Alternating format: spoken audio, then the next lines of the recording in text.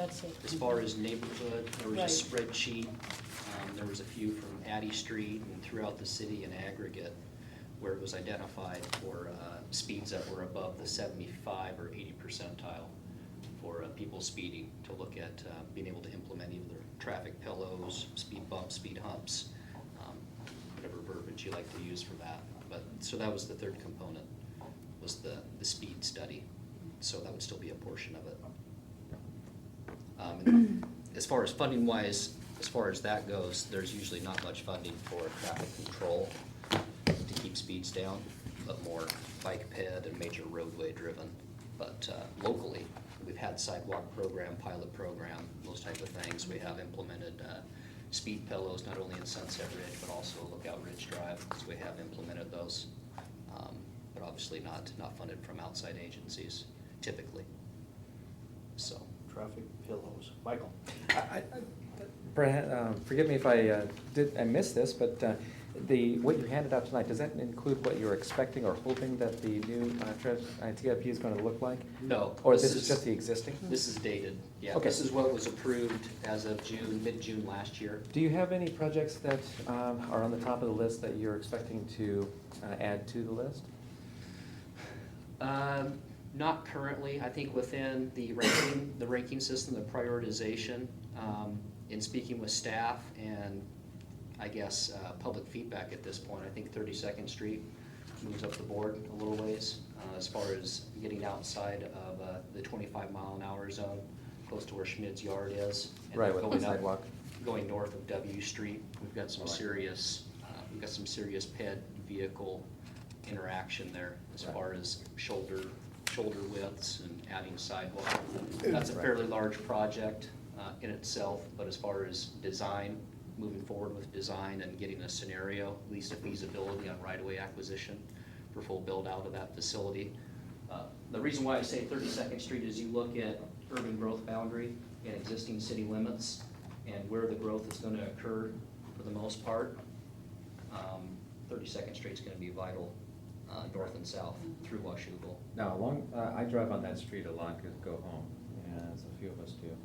And so, not to get into too many details, but do we have any right-of-way just beyond the actual pavement where we could actually build the sidewalk, or are we gonna have to get a lot more right-of-way access? We have right-of-way up to about north of the cemetery, R Street, and then north of R Street, it starts to tighten up pretty quick.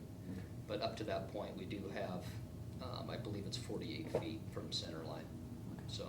24 That's on the east. east side of the street, though, isn't it? Yeah. Just, unless I misunderstood it, last time, the order of these things does not necessarily establish a priority.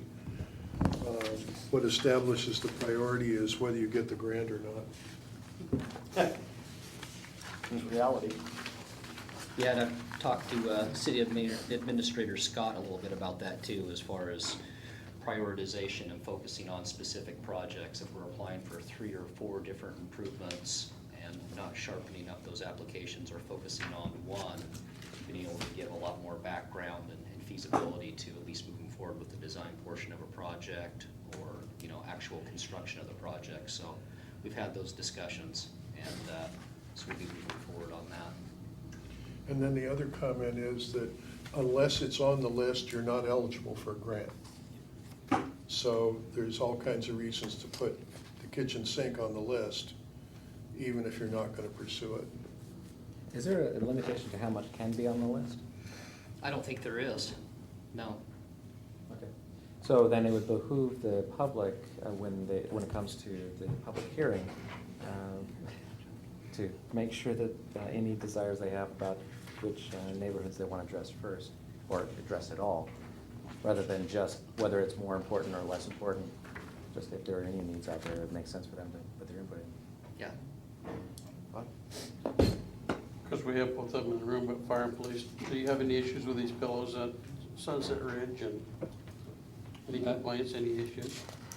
Speaking for our membership, firefighters, they seem to just drive right through them and not be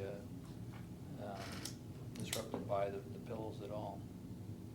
The reason I ask is that, next time somebody comes to City Hall and wants to do that in their neighborhood, I mean, is it something we want to continue to pursue because it is working as a traffic calming device?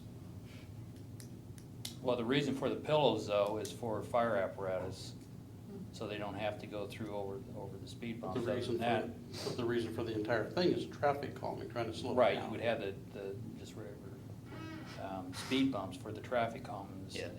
So The pillows is just for fire apparatus. Yeah, so the axle width, Right. those pillows start and take off and stop. Well, I don't want to So, see these yeah. things put into place without having some feedback from everybody involved that goes over these things, and if that's the right avenue to go from here on out, it looks good, I mean, and I hope it's doing its job.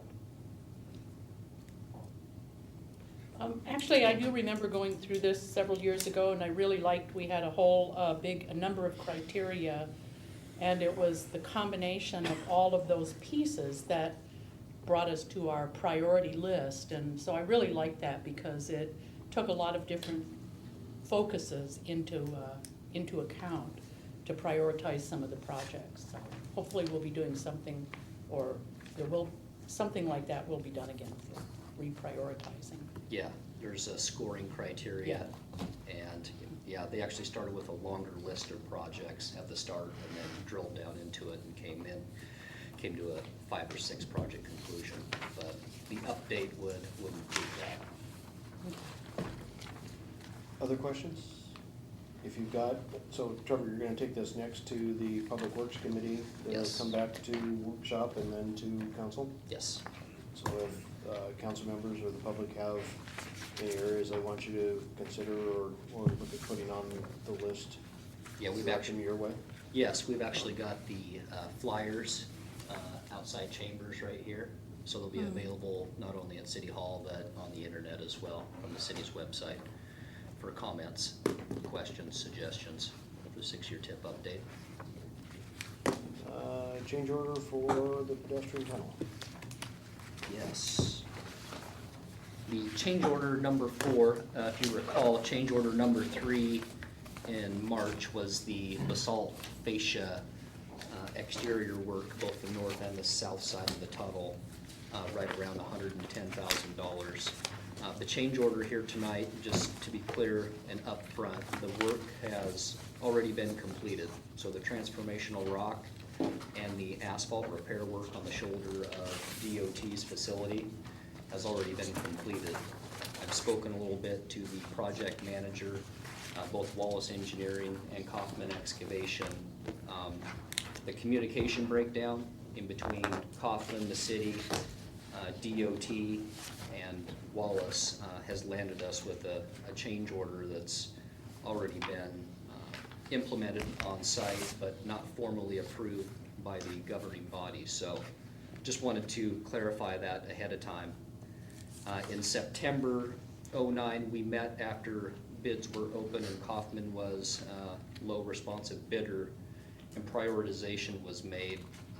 The transformational rock was number 1, and the basalt fascia rock first on the north side of the tunnel, and then the south side of the tunnel was priority 2 and 3. At that point, the change order that came before you for number 3 did not include the transformational rock and the asphalt repair. So I apologize for that. Obviously a learning experience and not ideal in this situation to ask for action on something that's already been installed.